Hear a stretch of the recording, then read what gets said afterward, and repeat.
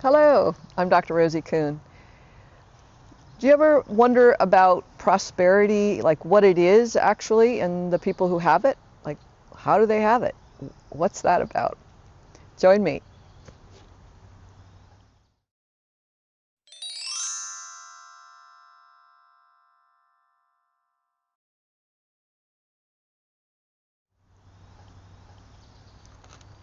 So, prosperity, what is it? How do you get it? And how do the people who have it, like, what is that? How does that work?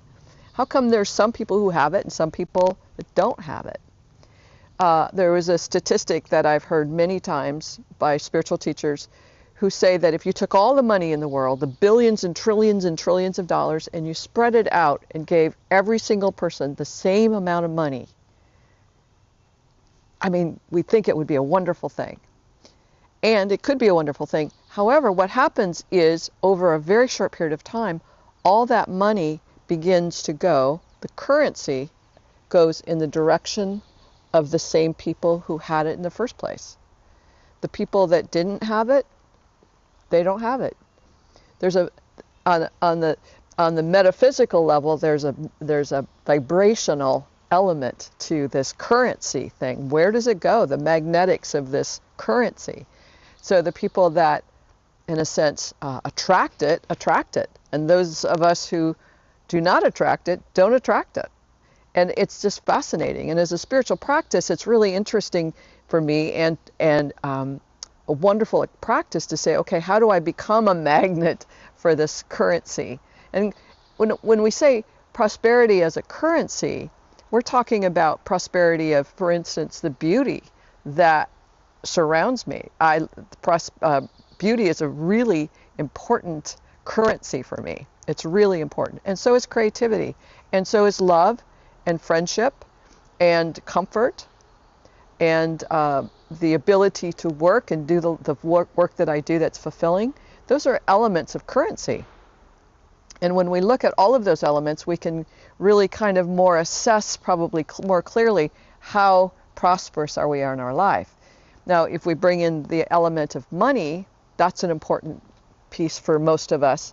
We can see it as a piece in terms of survival, or we can see money as the currency of the world that allows us to have fulfillment and joy and fun, not just surviving and paying bills, but how do we move beyond that?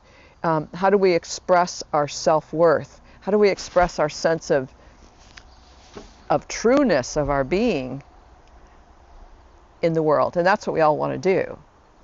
So quite often, though, and the other thing I want to mention about that is there's a number of stories I've heard of people who are like millionaires. And this one guy was having coffee with someone who said, "Oh my God, you wouldn't believe it. Last week was the worst, just horrible week. I lost $3 million."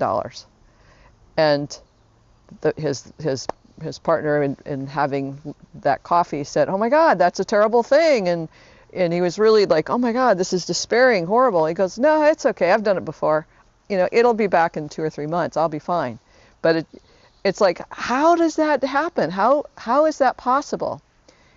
The relationship with the currency, the relationship with the money, the relationship with that is a matter-of-factness about it. There's a matter-of-factness. There's no fear. There's no sense of that it's not going to be there. It's just a truth, if you will. It's just a truth in their life. There's a knowing in their life the money is there. And so there isn't the fear.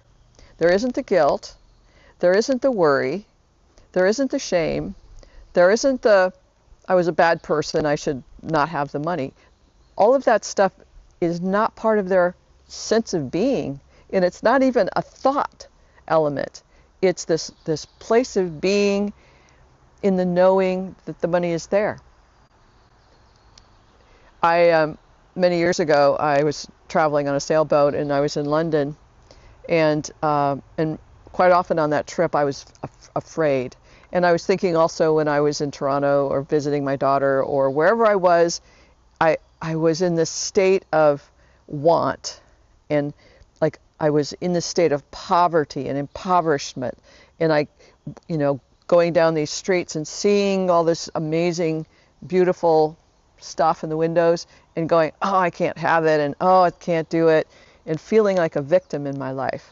And I thought, that is such part of this poverty mentality. And it's like, that is so opposite of this fellow who's like, there's such a knowing that the money is there. So part of these conversations with you is, how do we shift? How do we willingly choose to notice what we're thinking, notice our perceptions, notice our sense of lack or unworthiness? How do we notice that? Because that's the first part. And then beginning to choose to stop seeing ourselves that way, to start to choose something else. And part of it is, again, noticing where am I holding unconscious guilt? Where am I holding a sense of unworthiness or lack? Where am I holding that other people are worthy of that, but I am not? Where am I worrying and seeing myself as incapable or insignificant? So when we can begin to note those things and go, oh, I see where I'm doing that, then we can begin to shift that by saying, those thoughts show up, and we can go, stop the thought. You see the thought, you feel it, you experience it. Sometimes, for me, I'm a kinesthetic person, so I can feel that victimness in my body before I have the thought. And I go, oh, there it is. And so I can start to notice it, acknowledge it, and then begin to shift it. So last night, I was in bed and having this conversation, preparing for these videos today. And it was like, I remembered that time in the cities when I was feeling so victim-y and not enoughness, and I could never afford, I would never have. And feeling the ability, a new ability to go, that's not who I am anymore. That's not who I am anymore. And the ability to shift has taken years, and it doesn't have to take years, but for me, it's taken years to let go of the perceptions of myself and others in terms of the worthiness and my judgments of people who had money. Don't want to be like those people who are mean, or they use their powers for bad and not for good, those kinds of things. But I'm able to shift those so that I can be more open to receiving, to being in receivership of the prosperity of the world.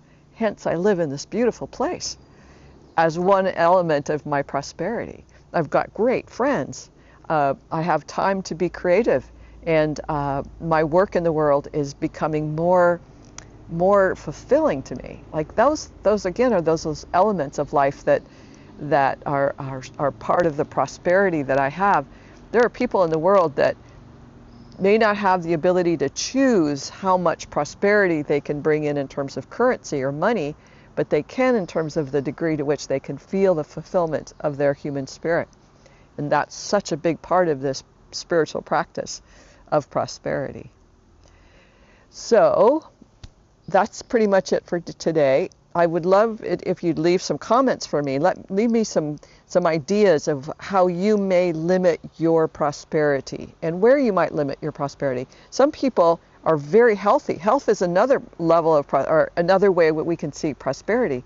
There are people that cannot be healthy no matter what, where other people it's easier, and we go, oh, that's the DNA or that's the environment. It's like so much more to it. And we can uncover that for ourselves and move into a different relationship with this ability to create the reality that we really want. And so that's what we're talking about. I would love it if you would like or subscribe. Like this video if you found anything in it that was valuable for you. And if you love this work that I'm doing, please subscribe to the channel so that you will be notified when the next video comes out. All right, thanks again. Bye for now.